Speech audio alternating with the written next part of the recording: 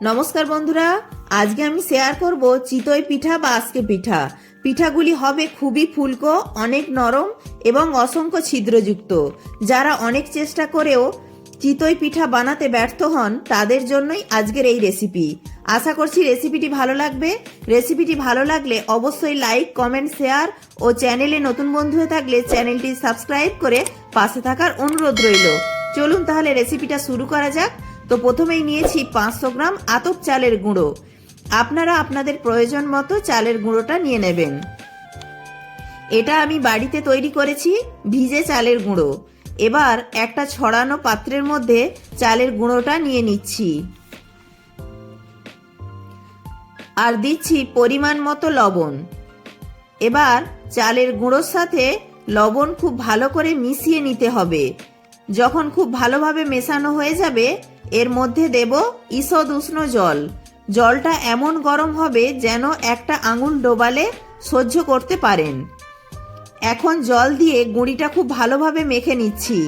যখন ভালোভাবে মাখানো হয়ে যাবে তখন একটা ঢাকনা দিয়ে ঢেকে রাখবো। তো এখন এক বাটি জল দিয়ে একটু টাইট টাইট করে মেখে 15 মিনিটের জন্য রেস্টে রাখছি। তবে আপনাদের হাতে যদি সময় থাকে তাহলে 30 মিনিটের জন্য রেস্টে রাখতে পারেন।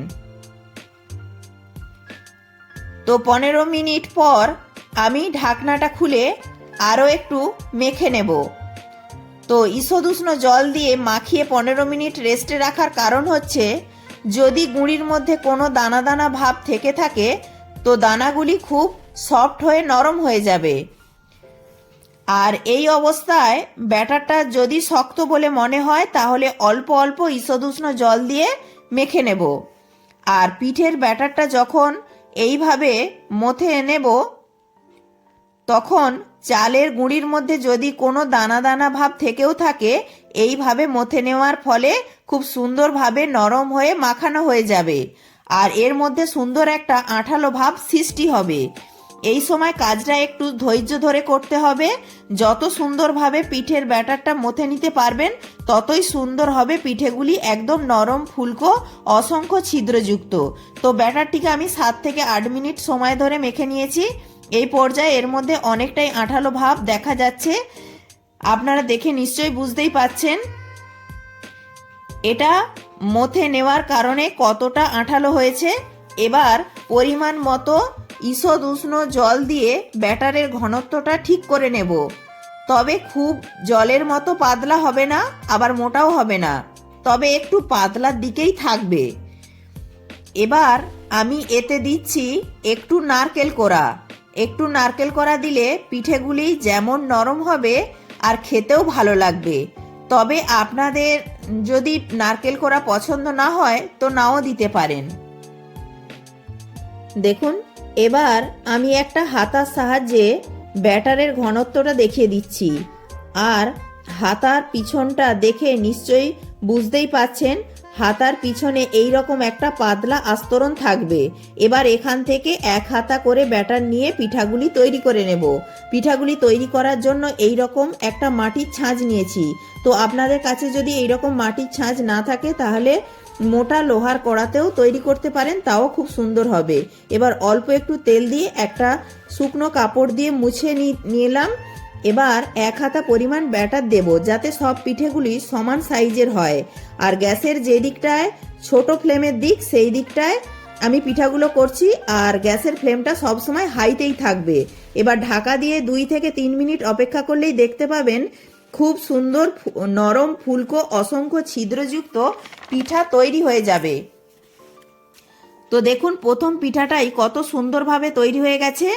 যাদের ক্ষেত্রে একদমই পিঠা হয় না তারা আমি যেইভাবে প্রথম থেকে টিপসগুলি বললাম সেইভাবে যদি ফলো করেন তাহলে অবশ্যই আপনাদেরও পিঠা এই রকম নরম ফুলকো অসংখ্য ছিদ্রযুক্ত হবে। তো পরবর্তী পিঠাটাও কত সুন্দরভাবে তৈরি হয়েছে দেখুন। আর পিঠের অপর দিকটাও দেখুন কত সুন্দর হয়েছে। এইভাবেই আমি একে একে সবগুলি পিঠা বানিয়ে নেব। ভিডিওটি ভালো লাগলে অবশ্যই একটি লাইক করবেন। আপনাদের একটি লাইক আমাকে পরবর্তী ভিডিও বানাতে উৎসাহ জাগাবে। তো দেখুন আপনাদের সঙ্গে কথা বলতে বলতে আমি বেশ কয়েকটা পিঠা বানিয়ে নিলাম। ভিডিওটি ভালো লাগলে, চ্যানেলে নতুন বন্ধু হয়ে থাকলে চ্যানেলটি সাবস্ক্রাইব করে পাশে থাকা বেল আইকনটি প্রেস করে দেওয়ার অনুরোধ রইল। তাহলে আমার দেয়া যে কোনো ভিডিওর আপডেট সবার আগে আপনার কাছে পৌঁছে যাবে। আর রেসিপিটি কেমন লাগলো কমেন্ট বক্সে জানাতে একেবারে ভুলবেন না। আর বন্ধু বান্ধবদের সাথে প্রচুর প্রচুর শেয়ার করার অনুরোধ রইল। তো পিঠাগুলি দেখে নিশ্চয়ই বুঝতে পারছেন প্রত্যেকটা পিঠাই একদম নরম ফুলকো তৈরি হয়েছে আর অসংখ্য ছিদ্রযুক্ত হয়েছে। আর আমি একটা পিঠা ছিঁড়েও দেখিয়ে দিচ্ছি। দেখুন পিঠের ভেতরটা কত সুন্দর জালি জালি ভাব সৃষ্টি হয়েছে।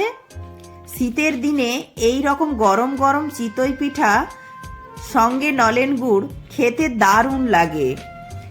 আপনারাও বাড়িতে অবশ্যই বানিয়ে খাবেন। আশা করছি আপনাদেরও ভীষণ ভালো লাগবে। প্রত্যেকে ভালো থাকবেন, সুস্থ থাকবেন।